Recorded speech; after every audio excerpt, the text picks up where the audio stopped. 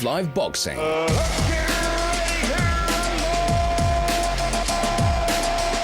So welcome to 5 Live Boxing. It's the heavyweights this week. It's Tyson Fury in 2 weeks. But this week, this Saturday, at Wembley, the exile is over for Dillian Whyte. He's back in the ring, and he fights an unbeaten American, Jermaine Franklin. Sure, he might be untested, but he's still an unbeaten American heavyweight. And that is a dangerous combination, Whyte v Franklin. I speak to the pair of them. And Adam Aziz, the young kid, he's 20, he's unbeaten. He's topping the bill on Sunday at Ali Pali on a Sky show. Some people are talking about him as the best prospect for a generation or more. He's just signed a 5-year deal. 5-year deal at 20? That, my friend, is a star. I'm Steve Bunce, and this is 5 Live Boxing.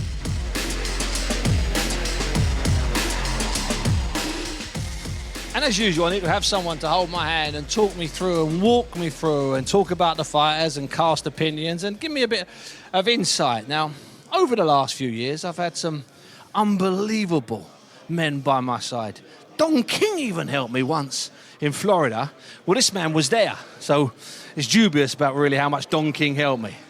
Shane McGuigan. Shane, thanks for spending a bit of time with me. You know, let's talk a bit about that. Daniel Dubois back in May or June, it was in Miami. It was crazy, wasn't it? It was one of the oddest weeks I've ever had. Well, I was born in the 80s, but it felt like I've been transported back into the 70s. I mean, you can't knock him for what he's done in boxing, but it was a little bit dated, the show. But we went out there, did what he had to do, and he got the knockout and got the belt. He certainly did. I'm going to talk about Adam Azim in a moment. That's why we're in this gym here in Camden. Adam Azim fights on Sunday, the 27th, Super Sunday at Ali Pali. We'll talk about that in a moment. But I want to ask you a question about Dillian Whyte. He's coming back on the Saturday, the 26th, against unbeaten Jermaine Franklin. I want to ask you first, as a boxing fan and as a trainer, were you surprised when the way the Dillian and Tyson Fury fight ended, Shane? Was that a bit of a shock for you? No, I mean, look, you know, Tyson's never been really noted as a big puncher. You know, he was more of a kind of a boxer and break you down and not really take you out with one shot. But obviously, he took Dillian out with a fantastic uppercut. Now that he's put a little bit of weight on, he walked him onto a peach, you know. And he did walk him onto it, didn't he? He doubled 3 the or 4 impact, goes, yeah. And then what a brilliant uppercut. But not really, because I just don't believe that Dillian Whyte has got the potential to win a world title. You know, he's a guy that's beaten the likes of Parker. He beat him on physicality. You know, he's beaten Chisora. Again, same thing. Yeah, same thing. Beat him on size and physicality. And I think like toughness and that ruggedness and fighting with aggression will only get you so far. Now, when you're walking into an 18.5 stone heavyweight that can punch at speed and punch off the back foot, with the style that Dillian's got, he's going to come unstuck. So the 3 fights he's had that have been losses have been knockout losses. Yeah. But his aggression is still unmatched almost. You know, no one else fights with that level of fearlessness and just wings it. You know, he puts the whole kitchen sink in there. No, he does. Yeah, leaves nothing behind. But this Jermaine Franklin, I mean, he hasn't really had a lot of tests. He's boxed Jerry Forrest. Yeah, he's boxed some of the guys you'd expect him to beat and boxed, and he had that gap. But he's a big enough boy, 6'2", 6'3", 18.5, 19 stone. And he's been in the gym sparring Daniel this week. Yeah, so we've done two sets of sparring sessions with him. And how's that been? I mean, obviously I don't need details. Yeah, listen, I mean, like, Daniel's a different fighter. You know, he fights with his feet and stuff like that. So, but I feel like Jermaine's, the way he fights in the pocket, and he's tough. He can hold a shot. He looks tough. I interviewed really him a few weeks ago. He's not a big man. Like, he's not. But the weight on him and the fact that he's got a good defence, he's calm under fire. I think it's going to be a decent fight. I mean, it's heavyweight boxing with the 10-ounce gloves on. They're wearing 20s at the moment, but with the 10-ounce gloves on, that little bit quicker, and you can't block as much. But he blocks well. He shields up well. I mean, Daniel's won all the rounds, but he gives a good account of himself. Yeah, it struck me when I spoke to him that it was a kind of a wise old head on a young enough body, you know, in boxing terms, still young enough. And he seemed sort of smart. He seemed like the sort of guy that he would be a little bit cleverer than you maybe thought. Is that fair comment? Yeah, I think he's patient. I think he's probably a little bit too patient. I don't think he's going to beat Dillian Whyte on points. If he beats him, he'll be able to try and walk him onto a shot. But I just feel like in Dillian's last 3 fights, he's had 2 knockout losses. Yeah. What have they done to his confidence? And then he boxed a guy in Povetkin that has just come off COVID. Yeah. Who's an old man. And looked old that night. But he did really well in the first fight, and then he got caught with that peach of an uppercut. But what's that doing for the confidence? You're boxing a guy that's completely unknown. He's got no following, and he could be a lot better than what his sort of wins to date suggest. And a new man in his corner, so a man that doesn't know him, Buddy Buddy McGirt. Okay, McGirt. sure, a man that's been in boxing a long time, terrific fighter, and he's worked with a lot of people as a coach. But perhaps what Dillian needs is someone that knows him, someone that can maybe get to him. I don't think he needs a technician. I don't think he needs someone that's going to teach him how to jab, teach him how to move his feet. That's what I mean. No. Yeah, he needs someone that's going to believe in him. And, you know, Buddy McGirt's worked with a lot of top fighters, and he's a realist, you know. Yeah. Like, you know, the thing about his former team is they were almost so naive they believed that he could beat anybody. And that's almost what you need to have. So it'll be interesting to see the dynamics. And look, I think I want Dillian to win because he's a British heavyweight, and I want that fight for Daniel down the line. And also, even if it's not for Daniel, him versus AJ is a great fight. It's bringing great nights back to British boxing. So, but I just feel like at this stage of his career, it might not take someone all that to beat him. No, and I think you're right. It's that old expression we use, becoming an old man overnight, which is not necessarily anything to do with years, but it's just that one fight. We could see it. Yeah, exactly. It could be. Anyway, I caught up with Dillian. He had a sort of special lunch, and I grabbed hold of him. And the first thing I had to ask him, because really no one's really heard from him since he left the ring that night in April in front of 90-odd thousand people at Wembley. The first thing I had to ask him was, big deals, where have you been? I've been in LA hiding out and training with Buddy McGirt. Working well with Buddy? Yeah, Buddy's a cool guy, man. Very relaxed guy. He's a guy that doesn't try to change you, try to improve you and try to add bits and pieces, you know what I mean? And obviously, he's an old school kind of guy. He try and teach you good old school boxing and good old school technique as well, you know? And old school works with heavyweights, and it always has worked with heavyweights. Yeah, exactly. You know, obviously, he's very big on using your jab and angling and punching in combination as well, which is good, you know what I mean? Using your jab, fast combinations, and using good angles, that's the way to beat Tyson Fury. Yeah, you know what I mean? Obviously, ain't Ironside a bitch. Will geniuses. Yeah, you know, Ironside's a bitch, you know. But you know, boxing, sometimes at the night, things don't come together as it should, or sometimes, you know, I said to Fury to be a bit more aggressive and fight more on the front foot like he did with Wilder. He didn't. Obviously, you know his best chance was beat me, was to fight on the back foot, and he did so. Now, with the Anthony Joshua loss a couple of years ago, you held it. You know, I'm not saying you had sleepless nights, but it was in your mind. You had to get Povetkin out of your hair, off your chest, and you did. With the Fury defeat, have you been able to prepare for Jermaine Franklin, or is Fury still on your mind? Are you still thinking Josh? Because sometimes, Dills, we've sat down and, you know, it's been 4 years after a Joshua fight, and it's all about Joshua, even though you're fighting, I don't know, Derek Del Chisora or Parker. I'm a warrior and I approach each battle as individual, you know. Obviously, don't get me wrong, I still want to get even with these guys, you know. Obviously, a warrior never forgets, but I'm a warrior. You got to focus on the battle at hand, you know what I mean? You can't focus on potential fighting this guy, a potential rematch. No, the battlefield's a dangerous place, and heavyweight boxing is a very, very dangerous place. So you have to focus on the person in front of you, and that's what I've been doing. I've been focusing on Jermaine Franklin. He's undefeated. He calls himself the Hood Warrior, the 989 assassin, whatever that means. Don't mean much to me, but you know, I gotta take it seriously, because you gotta let self-believe in yourself. To call yourself an assassin is no joke. Unbeaten heavyweights, I think, no matter how good you think they may or may not be, I think, I'm not trying to scare you, I think they're the most dangerous fighters in boxing. Unbeaten heavyweights, because they don't know how to lose, they don't know what they're doing, and they just know how to win.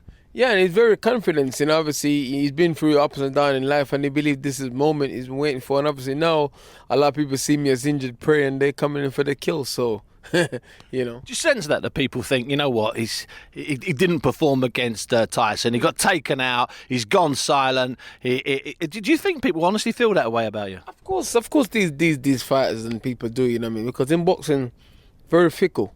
You're as good as your last performance, you know what I mean? Obviously, a lot of fights now that was difficult to make, now they seem to be easier to make. So, let's see, apart from the Deontay Wilder fight, that ain't got no easier to be made anytime soon. Yeah, it's difficult to do with Wilder and his people. Everyone knows that. Dillian, I know you, and you always praise your team for the way they put fights together for you. But was there a sense when you sat down and talked? Let's say you sat down in June and July and started to talk about a plot, a comeback. Was there a time there where you thought I could have a couple of anonymous fights on a bill somewhere in America, still working with Buddy, have a couple of knockouts, and then throw myself into something? But you're coming back, top of the bill, big occasion. Unbeaten fighter, unknown to a degree. So, what were you tempted to go the other route? And I'm going to call it. Were you tempted to go the easier route, the simple route? I've never gone the easy route before. I was never tempted to do that, obviously. And I don't like the thing is here when you're certain fighters, your fans and your supporters have a certain expectation of you, and obviously I made it red from my own back, so have some.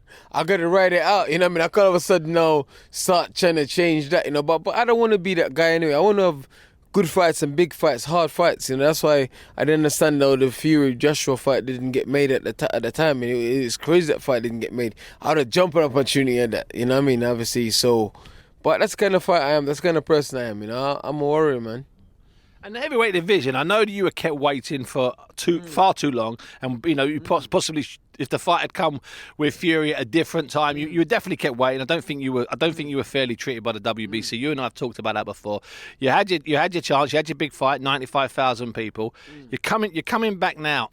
Are there still lots and lots of good fights left in Dillian Whyte? You know, you've been in the gym, you've been pushing yourself, you're feeling it. There's loads of fights left in me. Obviously, I'll be a fighter until the day I die. That's never going to change. I'm a fighter by nature, but there's loads of good fights there for me, And there's still a few guys in my area that want to fight. I believe that, they're big fights for me and they're big, massive fights. And if I get these fights, then I'd have fought everyone there is for me in my era. And not a lot of heavyweights done that. If you look through the heavyweight era, it's some guys that don't fight some guys that didn't want to fight some guys. Like Mike Tyson avoided guys, Ali avoided the guys, And so I want to fight everyone there is for me to fight in my era.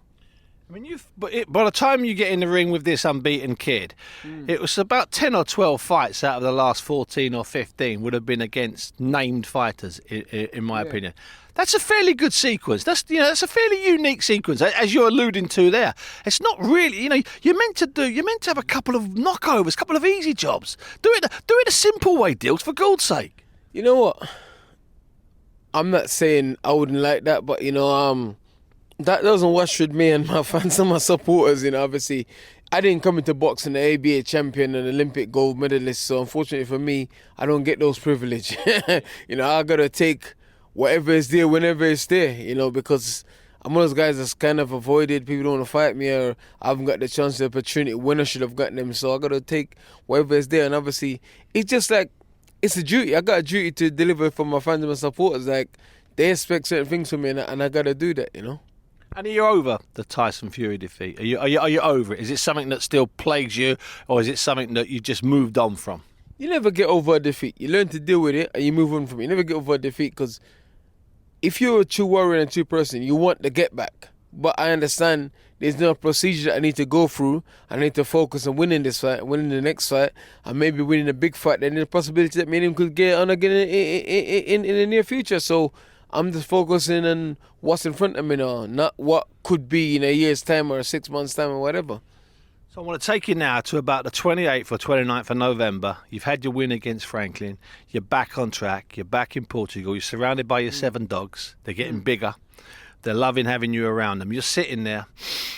It's still a coldish, but it's a crisp day. So the sun's out. You got the picture? There's the 7 dogs. You're sitting there. You're relaxing. What fight are you thinking about? You're talking to the dogs. I don't even know their names, and I don't want to know their names. You're talking to the dogs, and you're saying, you know what, boys and girls, we've got a big one coming up in April. What fight are you telling them you want?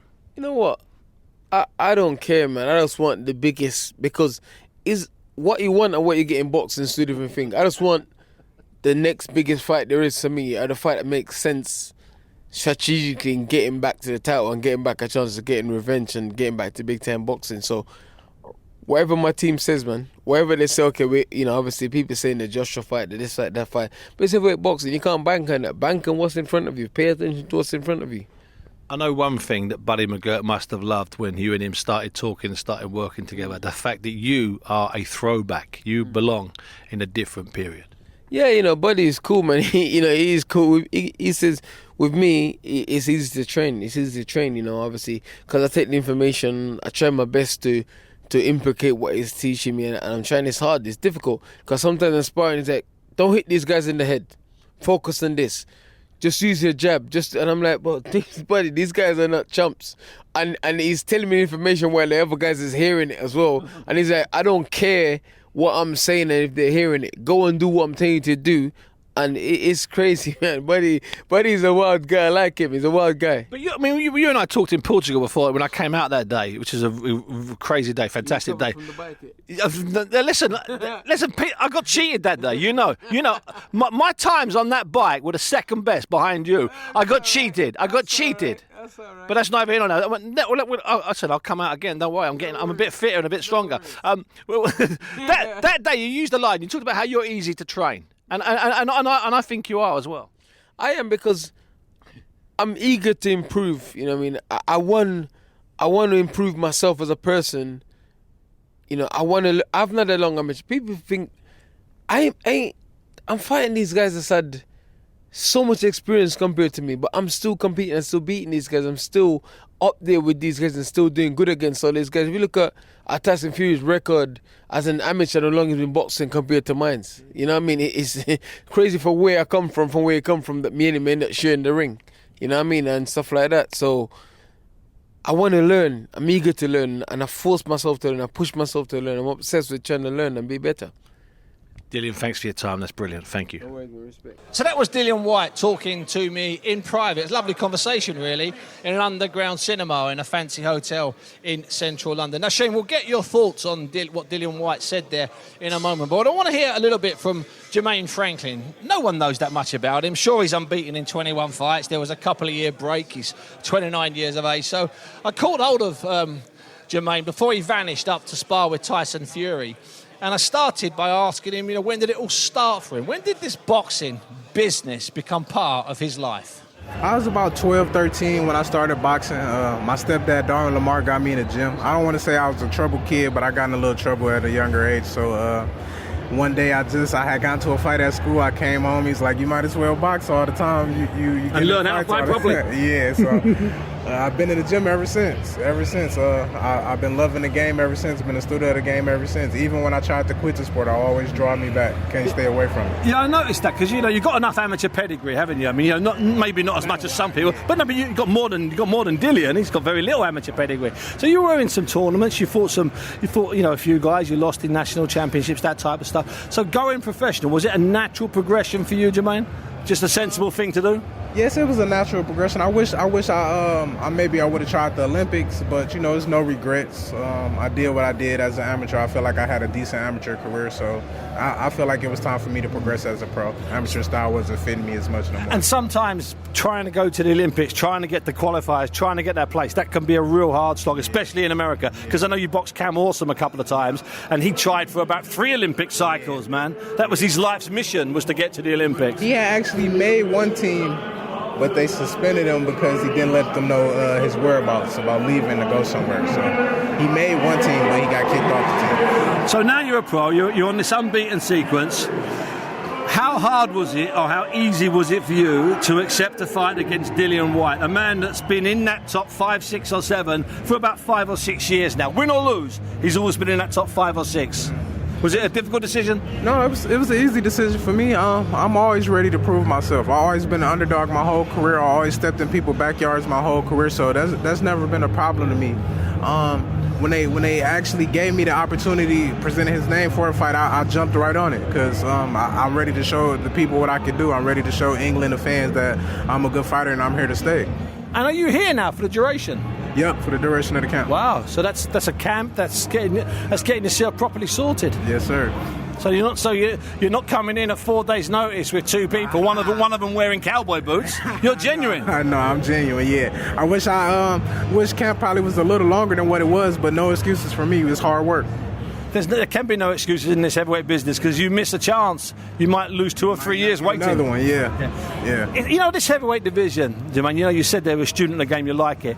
We've never had a time like this. It's just lunatic. It's crazy at the moment, with so many fighters popping up, like Deontay Wilder being reborn 2 weeks ago, so he's the second coming. Great knockout. We're not sure. It's A great knockout. We're not sure about AJ. Obviously we've got Usyk. We're not sure. Fury's come back. There's about 10 or 12 big names out there for you guys, and Dillian's one of them. Yes, sir. And hopefully I catapult above them after this fight. One final question, Jermaine. To listeners who are unfamiliar with you, what are you best at? When they watch you, what will they go, wow, that guy's got a great, what is it? If there was one thing. I got a great jab.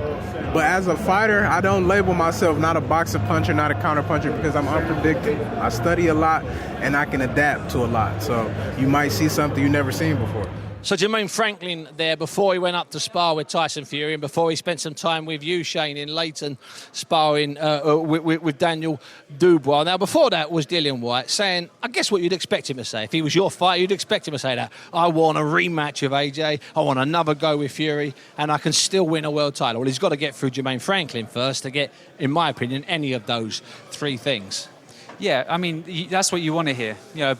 As a coach, you want to hear your fighter say that. You want to hear him still be hungry to avenge his losses. I feel like if someone feels like that other person's got the beating of them, and then they've got also aspirations of winning a world title, you're kind of fooling yourself. So the thing about Dillian is he genuinely believes he can beat these guys. I'm not too sure he can though. We'll find out. That fight's on Saturday. That's at Wembley. Now, just across London at the O2, and I hate it. I hate it when there's 2 big fights in one city on 2 channels on the same night.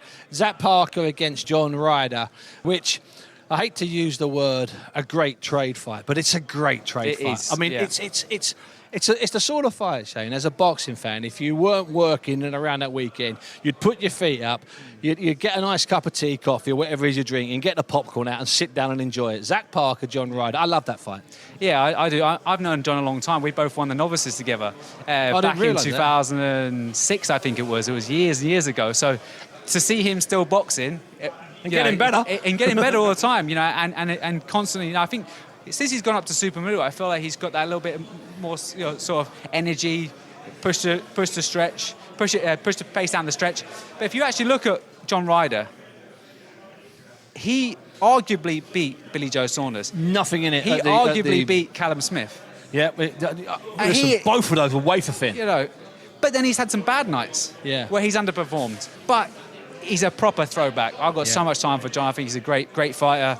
Really sort of shells up well, works in combination. He sort of slides in and out of range, and he's a real tough man. Yeah. And Zach Parker at the same stage, he's a bit unknown. He has had some good wins, but a lot of them have been on undercards and all over the place. He hasn't really.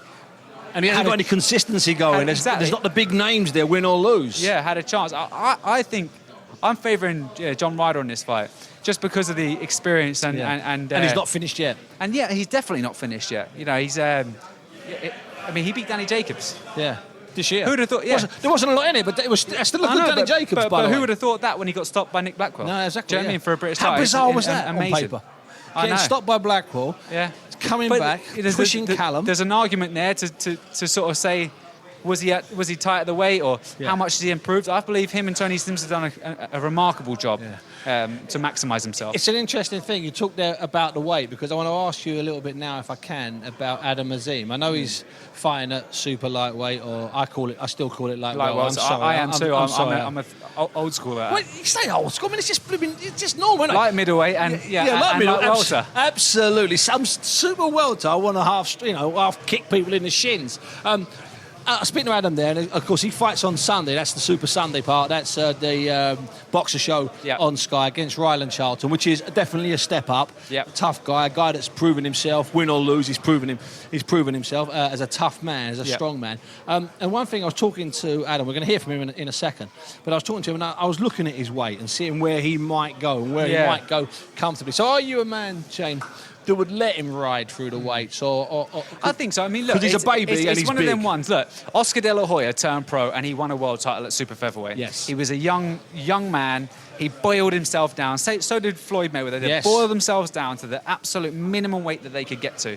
Now, Adam came to me at 19 years of age. He's got a big frame. His dad's Yes. probably 100 kilos. Yeah, He's a big, tall that's a guy. big old boy, isn't he? You know Yeah. what I mean? So, when Josh Taylor came to me, he could have done lightweight. But I solidified him at light welterweight. I said, look, he was eating ice creams on fight week. You know, Wow. and I just said to him, like, but you're going to grow into this weight. And obviously we all know the stories of him, how much he's struggling at the weight now. but that's 4 years on or Yeah, whatever. exactly. But his body's filled into the weight. And I Yeah. feel like there's no point us spending a year and a half, 2 years down at lightweight. And then just when he's about to fight for a world title Can't keep fight, it. he's dying at the weight. Yeah. And he's not performing. And Yeah. then he potentially might lose Yeah. because of a weight issue. I think he's good enough to win a world title at light welterweight or super lightweight. So I feel like, why not just keep him there? You know, and that's the plan. And then move forward as he gets older, as he starts to get bigger. If we do a he year has and a half, spurt. exactly. If we do a year and a half and he can do lightweight in a year and a half's time, I'll bring him back down. Yeah, of course. But right now he's very, very comfortable, and it's a performance sport and it's a skill sport. And if you're better skilled than them, you'll beat them. Yeah. Adam Azim, you might have heard of him. We've had him on the pod before. We've spoken to him. I grabbed hold of him at the workout. Ryland Charlton was there, and in fact he was in the ring as I was talking to him. And I started by asking Azim, who still looks about 14 years of age, who's just done a 5-year deal with Ben Shalom, who only looks like he's started to shave last week. It's 2 babies doing a 5-year term. That's what I asked him.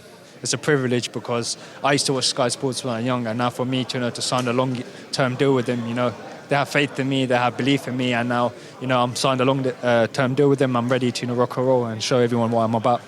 Have you felt, I'll choose my word carefully, have you felt a bit of pressure mounting on you as there's a bit more scrutiny on you? Yeah. A year ago, people were talking about you. I did that interview with you 6 or 7 months ago after that fight in Coventry. Yeah. And it's been building since then. Now, people are saying really good things about you. Are you feeling a bit of that pressure, or is that something you're embracing it? I'm embracing it. I'm taking it in. I'm not here to just to obviously when a lot of people they take it in, but they think they get more arrogant. I'm still the same person. I'm still working. You have to work at that, don't you? Exactly. I'm still working hard. I'm still at that same Adam that I was before. I've always taken it in, never let that get to my head, and just keep working hard. Take that as it's like a motivation. Take that in and keep working hard at the gym. So you're working for every fight like it's a world title fight, and every fight like you're an underdog and not the sort of favoured star boy. Yeah. That's it. I mean, people are really expecting a lot from you, and it's not. I think you can deliver. Yeah. But it's hard walking that tightrope. Yeah, it's just like every fight I take. I believe. He's a guy who's stopping me to get to my world title track. Absolutely. So obviously, when he's out of my way, I'll beat him and then go to the next person. He's doing the exact same thing. Yeah. So I've always had that mentality that I've got to work harder every single time I'm fighting anyone. Don't underestimate no one. They're just there to to beat you. That's it. I'm there to beat him. So that's my main attribute. And because of your young age, you've still got families. Family still means something to you. It's not like, I love my family. Well, your family's part of you. You don't even get the front seat in the car yet, brother. Because no disrespect, you're not even the senior brother. You're still in the back seat. Yeah, exactly. Snuggled in between children's chairs. Yeah, I'm still, I'm still like a youth. Senior youth. I could say that. You're senior youth, amateur style. Senior youth, something like that. But so yeah, a lot of people they think, and obviously I'm still extremely young. A lot of people think, has he got the man strength there? Have you got this and that? Obviously, eventually, I'm growing up, building into my career, I will get my man strength. But for me, I've got speed, I've got power, I've got movement, I've got head movement, I've got everything, as a fighter. But right now, I know for a fact that, if I hit anyone, they're definitely going down. Yeah. But obviously, a lot of people, they see me going front foot, but they haven't seen me going back yet. But you can do that, can't you? I can do both ways. I can adapt to anyone, and this is a great fight. Where I can show everything and adapt to anything, because obviously I can adapt to any fighter. And is there still? I'm not asking you for names. Is there still a long list of really experienced fighters coming to the gym to spar with you? Is that list still? Does that list continuing? Yeah, obviously, for this camp, I've been sparring a lot of massive people, getting me ready for this fight. Obviously, got Sam Gilly, he's fighting on the show. Big man, yeah. Yeah, I've been sparring him as well to get prepared for this fight. We've had a couple of rounds together. I've sparred him twice. He's giving me good work. Keeping me on my toes. Obviously he's a big guy, and obviously I'm helping him as well. He's helping me. It's been great sparring. I've been sparring other middleweights now. I've had this one guy called Sean. Sean come down all the way from Wales just to obviously come spar me, and I've kept him there for the whole week. Wow. And we've been doing numerous rounds together. And obviously he even saying that I've seen this improvement every time, that when you spar you're getting so much better, and I'm adapting. So What strikes me about you, Adam, and thanks for your time today, is that you're loving it. Yeah. Every single day. You can't wait for the morning to come, can you? You can't wait to get to the gym. You can't wait to fight. That's right now I'm just so excited to just get in that ring and fight. Like, obviously the media, all this, the press and that, I love to do it, but when I get into that ring, I'm so excited just to fight. And the fact is, I'm waiting. It's more, what I'm more excited of. Getting up in the morning, I know I've done it. I've got the victory. Now that's what. The day after. That's the most exciting thing. I can't wait for. So what does Adam Azim do as a treat? What's your treat day after this? Treat. Do you jet off to Dubai? Do you go and buy your mother some new shoes? What do you do? What's an Adam Azim treat? Do you know what? It's so funny because I don't really go on holidays. I just like to stay in my local town. I've got my brothers around me, my family and all that. I like to, go out with them, chill with them, all my friends and that. But straight after my fight, I've got about 4 or 5 burgers waiting in the hotel, and I'm just going to grab it and feast on a lovely burger. Thanks for your time. Nice. We'll see you on the 27th. Thank you, Bonsi. Adam there, with me not needing to remind him that he's still a boy that lives at home and has to do the dishes. He hasn't even got the front seat in the car. He's still a baby, Shane. But I tell you what, he's an exciting baby son, isn't he? He can fight, this kid. He can really, really, really fight. I've worked with some talent over the years, 2-weight world champions, unified world champions, undisputed world champions that have then gone on, obviously. And I genuinely believe, hand on heart, talent-wise, we don't know how tough he is. We don't know what he's like under a big occasion, when he's up against it. Yep. But when it comes to raw ingredients and talent, there is nobody like him. Yeah. That's interesting because at some point, probably in the next year or so, let's not get carried away. We'll have to Ryland Charles to step up. Don't worry about that. We should be able to figure out how tough he is. Yeah. I'm not sure we'll find those answers until he gets to world level. And that's the thing. It's almost like, where do we match him? He's in a 10-round already, and he's only done a few rounds. Yeah. But I know he's got the fitness to keep going, but he is blitzing these guys out of there. Yeah. But it's just how we match him. Because Ryland Charlton could be bout number 12 in an alternative universe. Easily. Or 13 even, yeah. If you look at Ryland Charlton's losses, he lost to Luke Willis on points. Yeah. He lost to Marku when he was up at welterweight, and then he went back down to lightweight. And he'd already dropped and hurt Marku. And then he's obviously lost in the Boxer tournament. Yeah. But they're 3-round fights. What's to say he wouldn't have beat Dylan Chima over 10 rounds? Of course he would have, I believe, anyway. So. You're not wrong. So before I let you go, and thanks for your time, let's go through one or two others. Chris Billam-Smith out before Christmas. Bournemouth's most popular fight since Christmas Freddie Mills. cracker. Christmas cracker. Oh, keep it the cliches coming. I've got to be honest with you, even if I'm not working, I'm going to Bournemouth on December the 17th. You've got to go to Bournemouth just simply because of the gentleman. He's one of the nicest guys to ever grace boxing. And what's more, he can fight. Yeah, we like him. He's not a gentleman when he gets in there. Yeah. And Daniel out on December the 3rd. Yep. Defending the regular WBA version. And Daniel improving beyond belief. I spoke to Fraser Clark, who was down sparring with me. It wasn't sparring tales. He wasn't talking about sparring tales. But he was saying he was amazed at how much improvement there was in Daniel. When he couldn't believe it. So that was good. I've got high hopes for Daniel. I've got real high hopes for him. This is a tricky fight. We're in against the Southpaws. This first Southpaw, he's a guy he's tough. Got nothing to lose. Bob side to side. He's quite hard to hit clean. It could hit him early and go, but I know he's been sparring with Martin Bacoli out there. He's been doing 10 rounds with him, so he's had a great preparation, Kevin Lorena. So we're expecting a hard fight. So if they take Bacoli out there, they've spent a few quid as well. Yeah, that's always a good sign. He's South African, isn't he? So he's from. So has he been based out there? Okay. Yeah, Bacoli obviously goes home in between. Oh, okay. I thought he stayed with Billy all the time. So I think he goes back there in between fights. So, but still, that's great preparation for Daniel Dubois. So they'll come prepared. And I've got to ask you about Caroline Dubois. Caroline's on Chris's card. She's on Chris's card. I mean, everything's going smooth with Caroline. She's coming out of herself. Yeah. Starting to enjoy herself a lot. Yeah. And once again, I've got an amazing high hopes for Caroline Dubois. I believe she can genuinely be the face of female boxing. When Katie Taylor retires, Shields, Marshall, all of the great fighters that are She's around. in the mix. She's 21 years of age. Yeah, You know what yeah. I mean? And she's only a baby. She's just stopped a girl that went 8 rounds of Katie Taylor, Yes. albeit a few years Doesn't ago. matter. But she's a hard fight for anyone. Can punch a little bit that girl. So yeah, we've got to step her up. We're going to 8 rounders next in Bournemouth, and I want to get a top 10. I want to get someone in the top 10 because I believe she's not far off fighting for a world title. And I do too, and I think there's cases for being able to fight for one tomorrow, but at the same time waiting for another 2 or 3 fights. That's down to the way. And I've got to ask you about Miss Catford, Ellie Scotney, Scotney. because there's IBF world title fight. IBF world Next. title fight. But more than that, there's just something.